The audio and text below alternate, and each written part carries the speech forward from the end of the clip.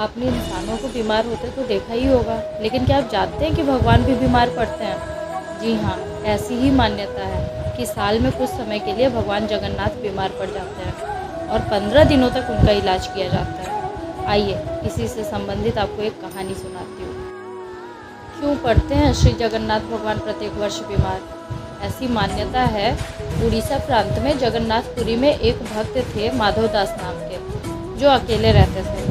संसार से इनका कोई लेना देना नहीं था। अकेले बैठे बैठे भजन किया करते थे, नित्य प्रति श्री जगन्नाथ प्रभु के दर्शन करते थे और उन्हीं को अपना सखा मानते थे।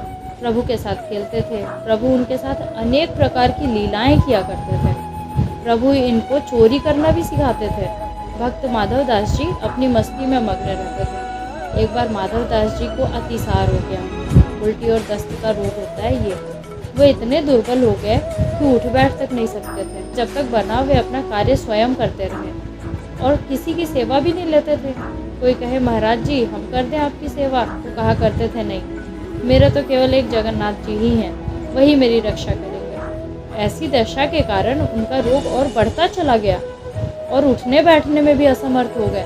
तब श्री जगन्नाथ जी स्वयं सेवक बनकर उनके घर पर पहुँचे और माधव दास जी को कहा कि हम आपकी सेवा कर दें महाराज। अपने प्रिय भक्तों के लिए प्रभु क्या क्या नहीं करते, क्योंकि उनका इतना रोग बढ़ गया था कि उन्हें पता भी नहीं चलता था कि कब मलमूत्र त्याग देते थे।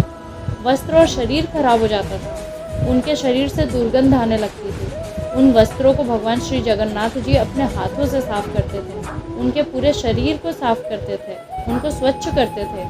इतनी सेवा कोई अपना भी नहीं कर सकता जितनी सेवा श्री जगन्नाथ भगवान ने अपने भक्त माधव दास जी की। जब माधव दास जी को होश आया तब उन्होंने तत्काल पहचान लिया कि यह तो मेरे प्रभु ही हैं। एक दिन तो श्री माधव दास जी ने पूछ ही लिया, प्रभु आप तो त्रिभुवन के स्वामी हो, आप मेरी सेवा कर रहे हो, आप चाहते तो मेरा ये रोग 1 मिनट में दूर कर सकते थे। रोग दूर कर देते तो ये सेवा ही नहीं करनी पड़ती। इस पर ठाकुर जी ने कहा, देखो माधव, मुझसे भक्तों का कष्ट सहा नहीं जाता, इसी कारण तुम्हारी सेवा मैंने स्वयं की। जो प्रारब्ध होता है उसे तो भोगना ही पड़ता है। अगर आप उसको काटोगे नहीं, इस जन्म में नहीं, पर उसको भोगने के लिए आपको अगला जन्म लेना ही पड़ेगा। और मैं नहीं चाहता कि मेरे भक्त को फिर से प्रारब्ध के कारण अगला जन्म दुख भोगने के लिए लेना पड़े। इसलिए मैंने स्वयं तुम्हारी सेवा की। लेकिन अगर फिर भी तुम कह रहे हो तो भक्ति की बात भी नहीं टाल सकता।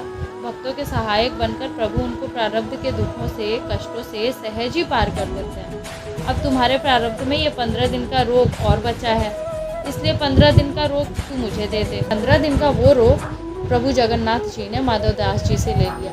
इसलिए आज भी जगन्नाथ भगवान रोगी होते हैं। भक्तों की वात्सलता के चलते आज भी वर्ष में एक बार जगन्नाथ भगवान को स्नान कराया जाता है, जिसे स्नान यात्रा कहते हैं। स्नान यात्रा करने के बाद हर साल 15 दिन के लिए जगन्नाथ भगवान आज भी बीमार पड़ते हैं। 15 दिन के लिए मंदिर बंद कर दिया जाता है। कभी भी जगन्नाथ भगवान की रसोई बंद नहीं होती, पर इन 15 दिनों के लिए उनकी रसोई तक बंद कर दी जाती है। भगवान को 56 भोग नहीं खिलाया जाता, उसकी जगह भगवान को 15 दिन तक काढ़ों का भोग लगाया जाता है। इस दौरान भगवान को आयुर्वेदिक जड़ी बूटियों का भी भोग लगाया जाता है। जगन्नाथ धाम मंदिर में तो भगवान की बीमारी की जांच करने के लिए हर दिन वैद्य भी आते हैं।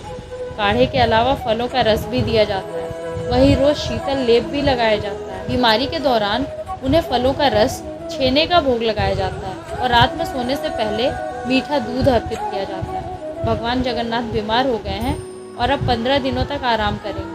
आराम के लिए 15 दिन तक मंदिर के पट भी बंद कर दिए जाते हैं और उनकी सेवा की जाती है, ताकि वे जल्दी से जल्दी ठीक हो जाए। जिस दिन वे पूरी तरीके से ठीक हो जाते हैं उस दिन से जगन्नाथ रथ यात्रा निकलती है, जिसके दर्शन हेतु असंख्य भीड़ उमड़ती है। ईश्वर कहते हैं, उदास ना हो, मैं तेरे साथ हूँ, सामने नहीं आसपास हूँ।